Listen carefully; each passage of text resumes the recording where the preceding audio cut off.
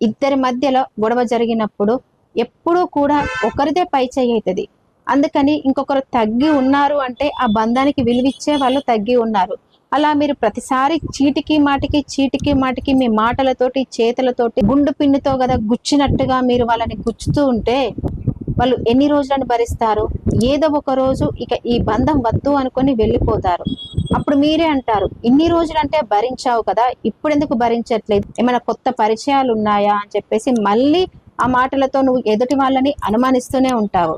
నువ్వు ఒక చెట్టు కొమ్మని గొడ్డలితో నరికేటప్పుడు ఒక దెబ్బకి రెండో దెబ్బకి అలా 20 దెబ్బలు కొట్టినా కూడా ఆ చెట్టు కొమ్మ పడిపోకపోవచ్చు, కానీ 21వ సారికైనా పడుతుంది కదా. ఎదుటి మనిషి మనసు కూడా అంతే. నువ్వు 20 సార్లు బాధ పెట్టినా కూడా ఓర్చుకున్నారని చెప్పేసి 21వ సారి కూడా నేను బాధ పెడతానంటే ఆ బంధాన్ని వాళ్ళు భరించలేక మోయలేక వాళ్ళు ఆ బంధం నుంచి తప్పుకొని వెళ్ళిపోతారు. ఇంతకన్నా వాళ్ళు ఏం చేయలేరు కదా. అర్థం చేసుకోండి కొంచెం. ఎదుటి వాళ్ళకు కూడా మనసు ఉంటుందని, ఆ మనసుని మనము మాటలతోటి చేతులతోటి గాయం చేయొద్దని.